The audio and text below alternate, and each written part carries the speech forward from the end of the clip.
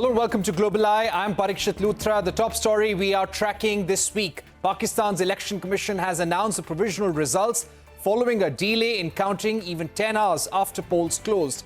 As per early trends, the grouping of independent candidates affiliated to Imran Khan's PTI has taken the lead in the National Assembly.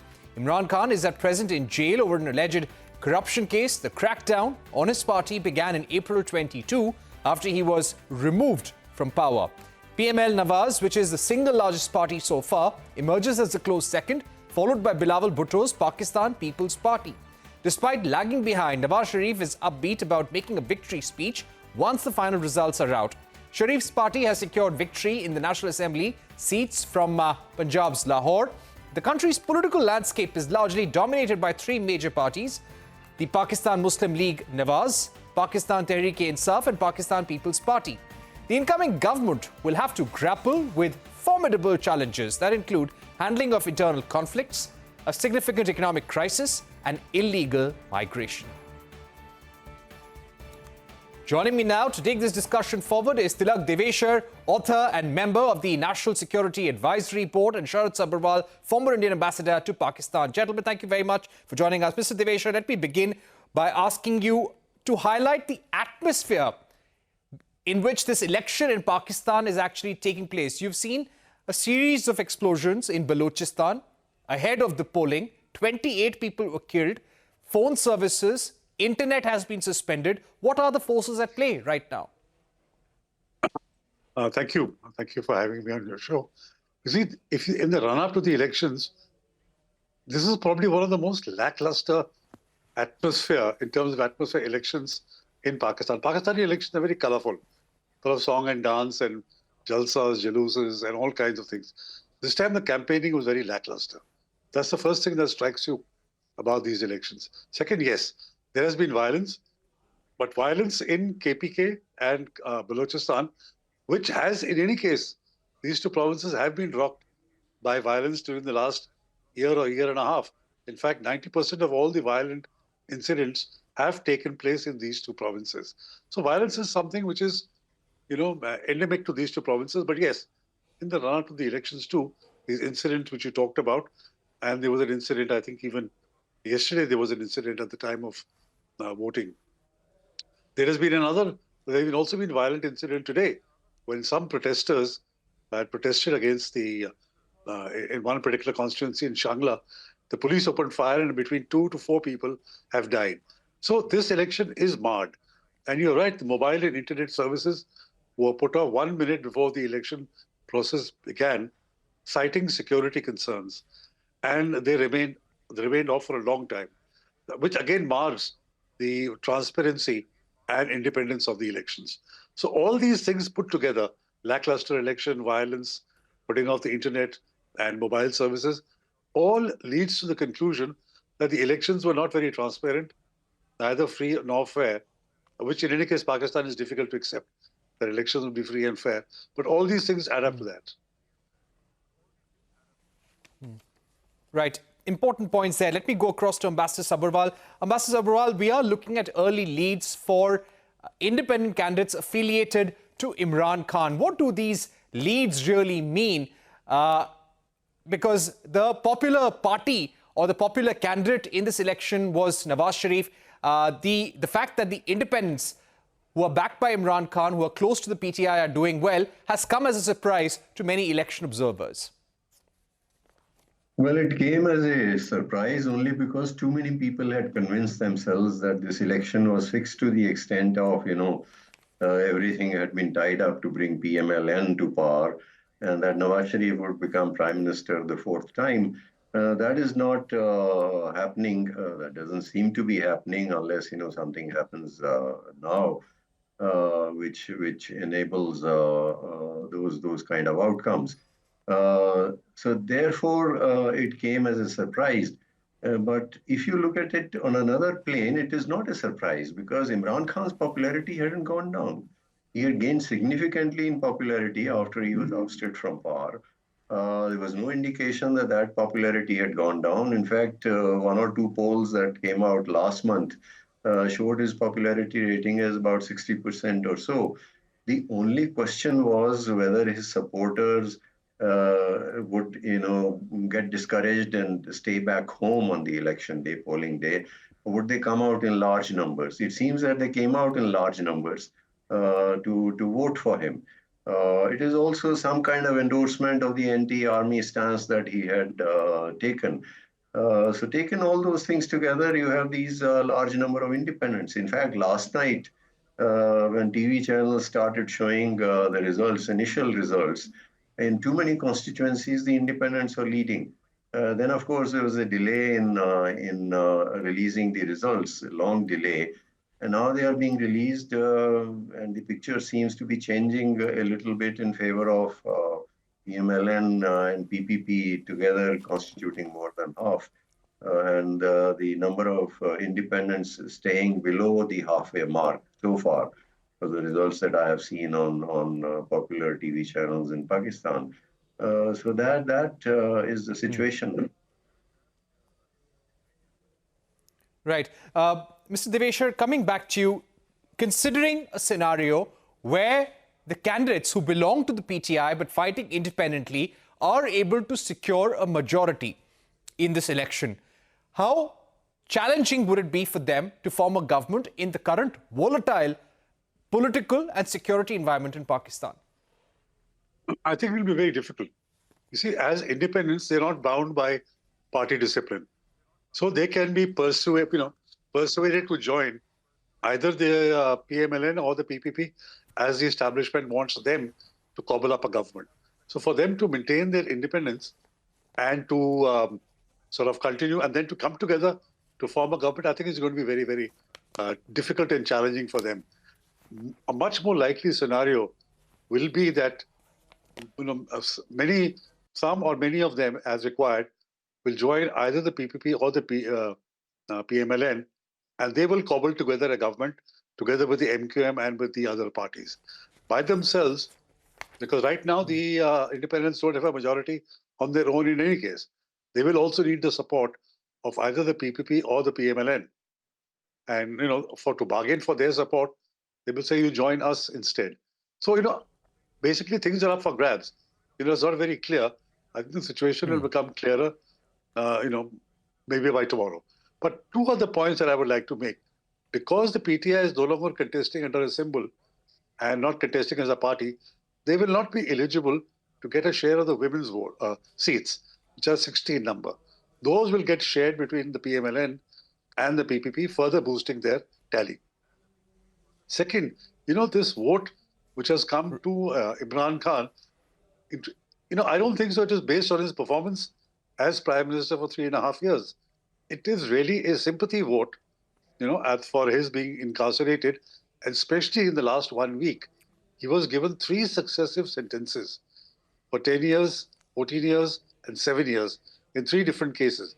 I think that has tipped the scales, and people have come out in large numbers to vote for him. The underdog is always favored. That's why people have come out in large numbers. So I think the situation should clarify in a day or two which way the wind is going to blow. Right. So you're saying that he is getting the sympathy vote, and it's not necessarily because of his work as Prime Minister of Pakistan. Ambassador Sabharwal, if I can get you in, when it comes to the role of army or the interference of the army in this election, do you think they're as involved as ever before? More than ever before. I think the army has intervened in almost all elections, sometimes a little less, sometimes more. But this time the army has been very active. We are talking of, this delay and post-poll rigging that is happening now in changing the numbers a little bit. In relation to your previous question, I think one of the things that they are trying to ensure is that these independents do not cross the halfway mark, regardless of the legal difficulties they have in coming together and forming a government, etc. I agree with Tilak that they'll be made to join, many of them, one of the 2 parties, either PPP or PML-N. But I think it's quite clear that much before this, the army had changed and tilted the electoral field totally against Imran Khan and his party. His incarceration, his conviction in 4 cases, 3 in the last few days. Then the withdrawal of the symbol of his party, harassment of the people trying to file their nominations by the law enforcement agencies, by the returning officers, and so on. And right to the end, harassment of PTI candidates, those independents backed by the PTI. So the electoral field had been tilted completely against the party. But in spite of that, since their independents were getting significant numbers, I think they have had to resort to, and there are allegations with some justification, of post-poll rigging now to change the numbers in the course of the counting of votes. Right. Mr. Devasher, coming back to you, what do we see in Pakistan right now? And earlier today, there was a report by the Moody's agency, the ratings agency, which said that Pakistan is facing a very challenging macroeconomic environment. There's a fragile balance of payments, weak growth, high inflation, and whichever government comes to power, it will have to negotiate another program with the IMF because the current one gets concluded on April 2024. And even for the current program, they will have to show ways to increase revenue, take some unpopular decision on taxation as well. In an environment like this, how easy is it for terrorist elements in Pakistan or anti-India elements in Pakistan to take control? Leaving aside for the moment the issue of terrorism, as you mentioned, very strong measures will have to be taken by whichever government comes into power. But if the credibility of the elections is questioned and the government does not have legitimacy, it will find it very difficult to implement the tough measures that are required by the IMF and even required for Pakistan's own economic development. So this is going to be the biggest challenge for the government, whichever government it is, the lack of credibility of the elections and lack of legitimacy of the government. I don't know how they're going to get around it, but that is going to be a huge challenge. Second, as far as the terrorists are concerned, I don't think so. The army today is in the mood. They've got so much on their plate right now, politically, economically, the challenge of the TTP and the Baloch groups, that they would not like to open another front by try to send terrorists across to India. I think that possibility can be discounted, but that does not mean that we let down our guard because, Pakistan is so unpredictable. Any madcap could try anything. So we need to keep our guard up, but I personally would discount the possibility at this stage of any major terrorist attack by Pakistan and India. All right, we're heading into a short break, but we will request both Tilak Devasher and Ambassador Sabharwal to continue being with us. We'll be right back and we will be discussing the road ahead for the key contenders in Pakistani politics and what the different political scenarios there after elections could mean for India and Pakistan together.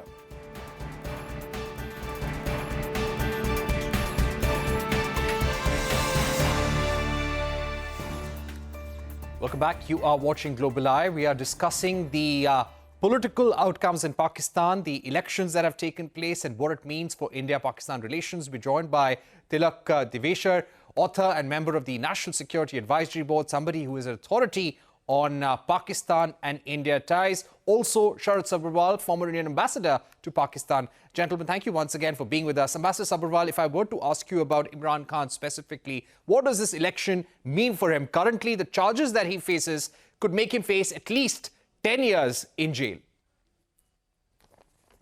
Well, for the moment, he is in trouble. In spite of the vote in favor of his party's independent candidates or independents backed by his party. But for the moment, he remains in trouble. He'll remain incarcerated because the army will fix the result from here on to make sure that people sympathetic to him or loyal to him do not have a chance to come to power. But to write him off for all the times, would also not be correct. After all, Nawaz Sharif, if you recall, during the 2018 election, about the same had happened to him.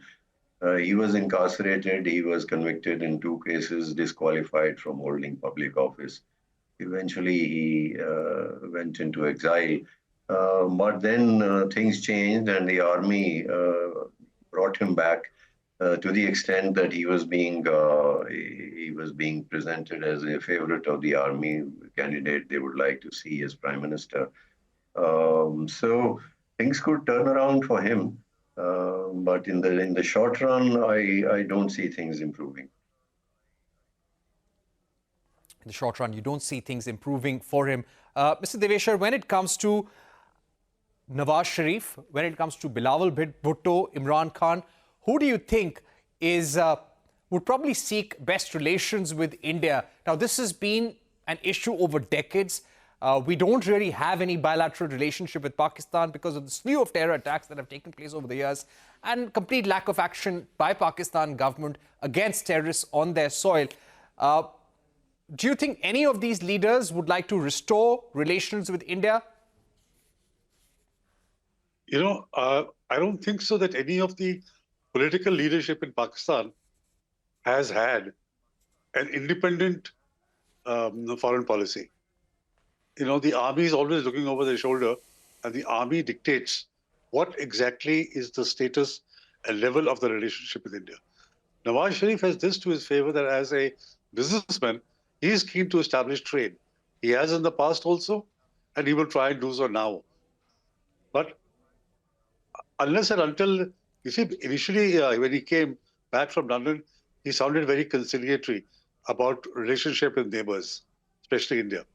But when you look at the PML-N manifesto, it's the same old chant, that unless India walks back on the changes on 5th August 2019, we cannot go ahead and end the relationship. So again, it shows the kind of pressures he is under. Now, where Bilawal is concerned, I think he's pretty immature and young. He has some time to go before he matures into a kind of a leader or a statesman. Imran Khan has been very vicious in his criticism of this government and the Prime Minister specifically. And especially after August 2019, he seems to have lost it as far as India is concerned. So I am not very hopeful that either of the three, the relationship with India would advance ahead, except if Nawaz Sharif is given a free hand, then at least in terms of trade and in diplomatic exchanges and restoring the high commissioners, things like that could move. Small steps could be taken to try and put back the relationship into some sort of a normality. Right. Now, looking at the larger geopolitical environment under which this election is taking place in India's neighborhood, Ambassador Sabharwal, we see the Russia-China axis getting stronger. This is something that the West is very worried about. We're looking at a lot of tensions in the Middle East, complete uncertainty. In an environment like this, what are some of the international factors, international interference at play in this Pakistan elections? What should India watch out for?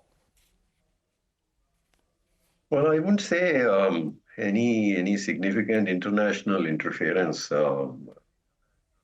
is there in this election. Most of the things that have happened as a result of Pakistan's internal dynamics.